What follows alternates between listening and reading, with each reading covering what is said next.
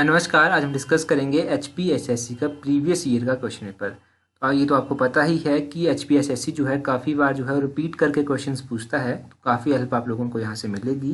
बाकी जितने भी क्वेश्चंस हैं मैं आपको बता दूं कि फाइनल आंसर की के अकॉर्डिंग मैं डिस्कस कर रहा हूँ। अगर फिर भी आपको कोई डाउट है तो आप कमेंट करके बता सकते हैं। चलिए डिस्कस करते हैं आज की वीडियो का फर्स्ट क्वेश्चन। तो क्वेश्चन नंबर 122 से स्टार्ट करेंगे। यहाँ पर पूछा गया है द कैपिटल ऑफ व्रिजी वॉज, तो व्रिजी की राजधानी जो थी वो कहाँ पर। क्वेश्चन नंबर 122 का जो है वो ऑप्शन डी सही आंसर है, वैशाली। वैशाली में जो था वो व्रिजी की राजधानी थी। ये क्वेश्चन काफ़ी इंपॉर्टेंट है। इस तरह के क्वेश्चन कई बार रिपीट हो चुके हैं इस तरह के क्वेश्चन और आगे होने की भी संभावना है। क्वेश्चन नंबर 123 देखिए, who was the king that send a request to a foreign king to send figs wine and sophist to India. किस राजा ने एक विदेशी राजा को अंजीर, मदिरा और कुतक्रियों को भारत भेजने की विनती की थी। तो ये विनती जो थी ये की गई थी बिंदुसार के द्वारा। क्वेश्चन नंबर 123 का ऑप्शन सी जो है वो सही आंसर है। बिंदुसार ने जो था ये विनती की थी, ये आपको पता होना चाहिए। नेक्स्ट क्वेश्चन देखिए, क्वेश्चन नंबर 124 में पूछा गया है who is known as the South Indian Manu. तो किसे दक्षिण भारतीय मनु कहा जाता है।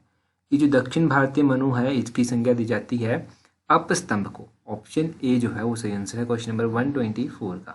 क्वेश्चन नंबर 125 है the rule established by Mohammad Ghori lasted for nearly. तो मोहम्मद गौरी द्वारा स्थापित शासन कितने वर्षों तक रहा था।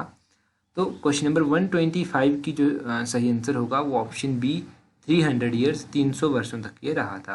क्वेश्चन नंबर 126 देखिए, Sher Shah is known as an administrative reformer largely on account of his. तो शेर शाह को किस कारण से ज़्यादातर एक प्रशासनिक सुधारक के रूप में माना जाता है। तो क्वेश्चन नंबर 126 का जो है वो ऑप्शन सी सही आंसर है, लैंड रेवेन्यू सिस्टम। ये इसका सही आंसर होगा 126 का। भू राजस्व व्यवस्था के सही आंसर है। क्वेश्चन नंबर 127 है which year mark the beginning of British ascendancy in Bengal. तो किस वर्ष को बंगाल में ब्रिटिश आरोहण का जो है वो प्रारंभ वर्ष माना जाता है। तो ब्रिटिश आरोहण का, ब्रिटिश असेंडेंसी का जो बिगिनिंग मानी जाती है वो मानी जाती है 1651 से। ऑप्शन ए जो है वो सही आंसर है। क्वेश्चन नंबर 128 है 128 में पूछा गया है who attacked the Congress in a public speech and ridiculed it as representing a microscopic minority of people. तो किसने आम भाषण में जो था वो कांग्रेस पर प्रहार किया था और लोगों की अति सूक्ष्म अल्पता के रूप में दर्शाया था और उसका मजाक उड़ाया था। तो क्वेश्चन नंबर 128 का ऑप्शन सी लॉर्ड डफरिन जो है वो सही आंसर है। लॉर्ड डफरिन के द्वारा जो था वो कांग्रेस के ऊपर प्रहार करते हुए कहा गया था कि ये लोगों की अति सूक्ष्म एक अल्पता है और यहाँ इसका मजाक भी इस तरह से उड़ाया गया था। नेक्स्ट क्वेश्चन, क्वेश्चन नंबर 121 है which of the following is the main cause of major earthquake. इनमें से जो है वो कौन सा भारी भूकंपों का मुख्य कारण है। भारी भूकंप जो आते हैं वो इनमें से किसके कारण आते हैं, वो आते हैं टेक्टोनिक फोर्सेस के कारण। ऑप्शन ए जो है वो सही आंसर है। क्वेश्चन नंबर 130 है an imaginary line that joining places of equal temperature is called. तो एक ऐसी इमेजिनरी काल्पनिक रेखा जो समान तापमान वाले स्थानों को जोड़ती है उसे क्या कहते हैं। तो उस लाइन को जो है वो आइसोथर्म कहा जाता है। ऑप्शन बी जो है वो सही आंसर है, आइसोथर्म। ये आइसोथर्म की संज्ञा उसको दी जाती है। क्वेश्चन नंबर 131 है कैरिबियन करंट बिलोंग टू। तो ये जो कैरिबियन करंट है वो किससे संबंधित है। कैरिबियन करंट जो है वो संबंधित है अटलांटिक ओशियन से। अटलांटिक ओशियन ऑप्शन सी जो है इसका सही आंसर होगा। क्वेश्चन नंबर 132 देखिए, 132 है which of the following is non polluting gas. निम्नलिखित में से कौन सी प्रदूषकारी गैस है। तो इनमें से जो नॉन पॉल्यूटिंग गैस है वो कौन सी है। तो 132 का ऑप्शन है कॉम्प्रेस्ड नेचुरल गैस, CNG जिसको कहा जाता है वो सही आंसर होगा। CNG जो है एक नॉन पॉल्यूटिंग गैस है। क्वेश्चन नंबर 133 देखिए which Pacific people are well known for their good physique. तो कौन से पैसिफिक लोग अपने अच्छे शरीर गठन के कारण जाने जाते थे। तो ये किन लोगों को जाना जाता था, ये जाना जाता था पॉलिनेशियन लोगों को। ऑप्शन ए जो है वो पॉलिनेशियन सही आंसर होगा। क्वेश्चन नंबर 134 देखिए, 134 है फेजेंडास ब्राज़ील आर एग्जाम्पल ऑफ।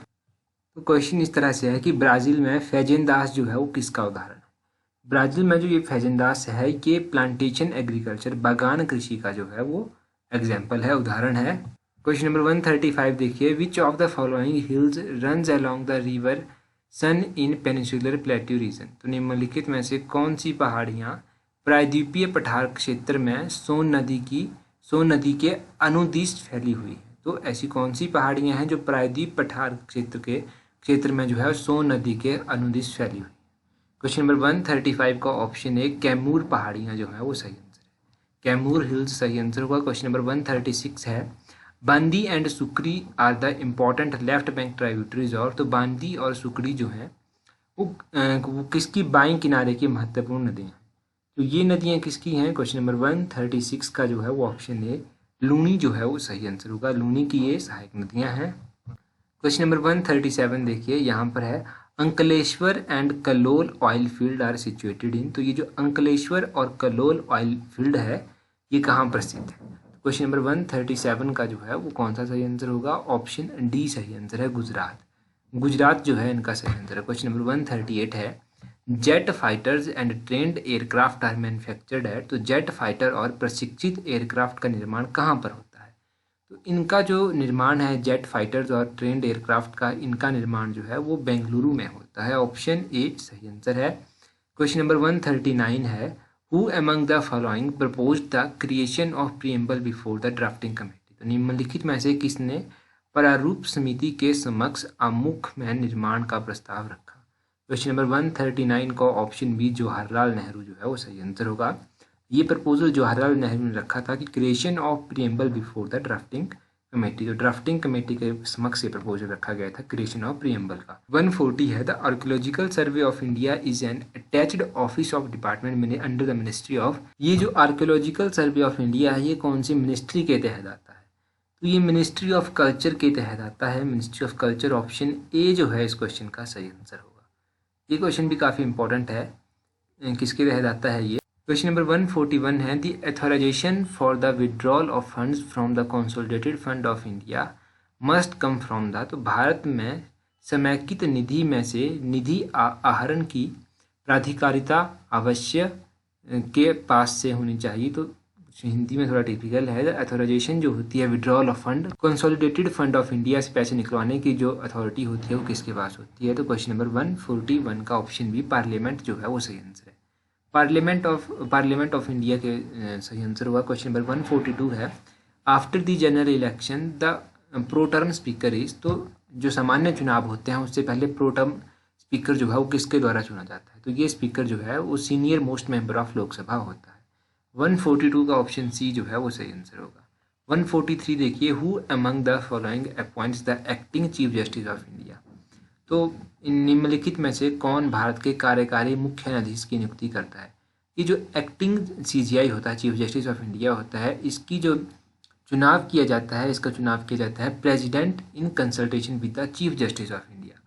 तो प्रेसिडेंट करेगा, परंतु किसके साथ कंसल्ट करेगा? चीफ जस्टिस ऑफ इंडिया के साथ कंसल्ट करेगा, उसके बाद ही चुनाव करेगा। क्वेश्चन नंबर 144 देखिए, यहाँ पर पूछा गया है which of the following states has the largest number of seats reserved for the scheduled tribes in Lok Sabha. तो निम्नलिखित में से किस राज्य की लोकसभा में अनुसूचित जनजातियों के लिए सर्वाधिक संख्या में सीट आरक्षित है? तो सबसे लार्ज नंबर ऑफ सीट जो है वो किसके लिए है लोकसभा में? वो 144 का ऑप्शन डी मध्य प्रदेश जो है वो सही आंसर होगा। मध्य प्रदेश में सबसे अधिक रिजर्वेशन दी गई है शेड्यूल्ड ट्राइब को। क्वेश्चन नंबर 145 देखिए the rate at which Reserve Bank of India gives a short term loan to commercial bank is called. RBI वाणिज्यिक बैंकों को अल्पावधि के लिए जिस दर पर ऋण देता है उसे क्या कहते हैं? तो आरबीआई जिस टर्म पर जो है लोन देता है कमर्शियल बैंक्स को, उस रेट को कहा जाता है कौन सी rate? Repo rate. Question number 145 का ऑप्शन है रेपो रेट जो है वो सही आंसर है। क्वेश्चन नंबर 146 देखिए which is actively involve in drafting the union budget of India. तो भारत में संघीय बजट के प्रारूप में कौन सक्रिय रूप से सम्मिलित है? तो भारत में जो संघीय बजट के प्रारूप में जो प्रमुख रूप से सम्मिलित है वो कौन है? 146 का option C ministry of finance जो है वो सही आंसर है। मिनिस्ट्री ऑफ फाइनेंस जो है वो सही आंसर है। Stand up India scheme is associated with. ये जो स्टैंड अप इंडिया स्कीम है ये किससे रिलेटेड है, किससे संबंधित है? 147 का option C schedule caste, schedule tribe and women entrepreneurs जो है इसका सही आंसर होगा। क्वेश्चन नंबर 148 देखिए distinguish and employment generally means. तो ये जो प्रच्छन्न बेरोजगारी होती है, ये इसको किस तरह परिभाषित किया जाता है, तो इसको marginal productivity of labour is zero, इस तरह से इसको जो है वो मार्जिनल, जब श्रम की जो है सीमांत उत्पादकता शून्य हो जाती है तो उसको अनएम्प्लॉयमेंट, डिस्टिंग्विश अनएम्प्लॉयमेंट कहते हैं। क्वेश्चन नंबर 149 देखिए, which of the following is not a measure of human development index, तो निम्न में से कौन सा जो है वो ह्यूमन डेवलपमेंट इंडेक्स का मापक नहीं है, विकास सूचकांक का मापक नहीं। अब 149 का जो है वो ऑप्शन बी, सेक्स रेशो जो है वो सही आंसर, लिंग अनुपात जो है वो सही आंसर होगा। क्वेश्चन नंबर 150 देखिए, the first satellite which was designed and fabricated in India was, तो पहला ऐसा सैटेलाइट कौन सा है जो इंडिया में डिज़ाइन और फैब्रिकेट किया गया है, तो क्वेश्चन नंबर 150 का ऑप्शन सी, आर्यभट्टा जो है वो सही आंसर होगा।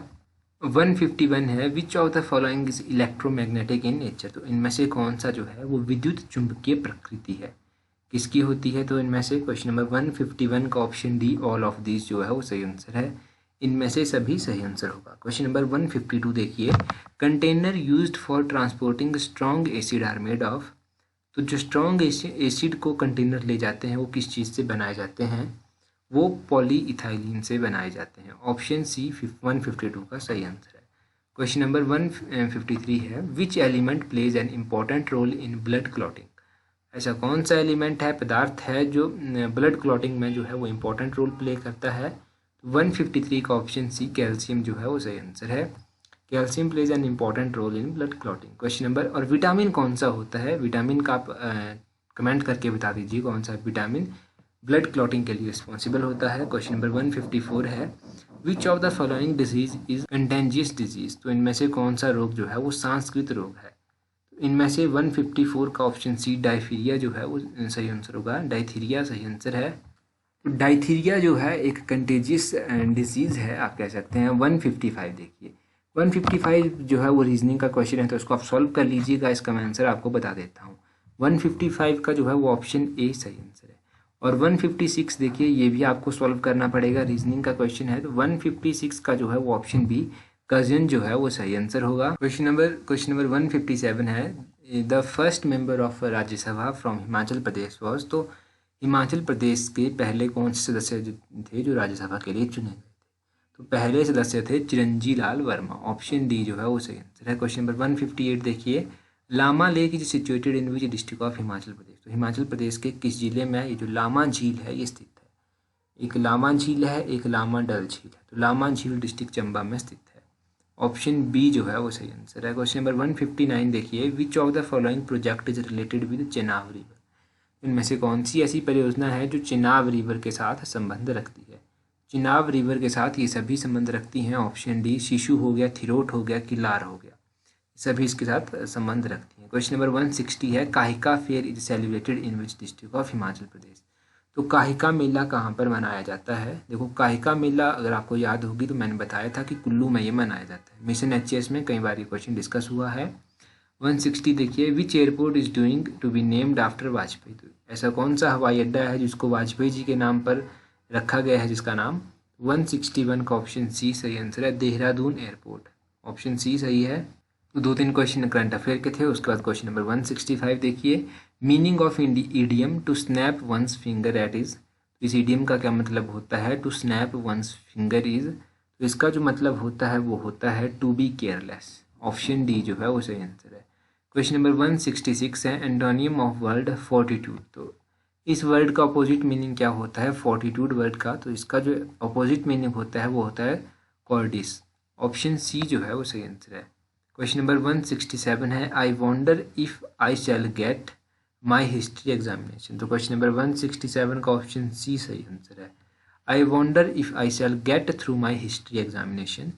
क्वेश्चन नंबर 168 देखिए, यहाँ पर उच्चारण स्थान आपको बताना है, तो आ का जो उच्चारण स्थान होता है वो क्या होता है, आ का उच्चारण स्थान कंठ होता है, ऑप्शन बी जो है वो सही आंसर है। क्वेश्चन नंबर 169 है, चंद्रशेखर में समास है, तो चंद्रशेखर में कौन सा समास है, चंद्रशेखर में जो है वो बहुब्रीहि समास है, ऑप्शन ए जो है वो सही आंसर है।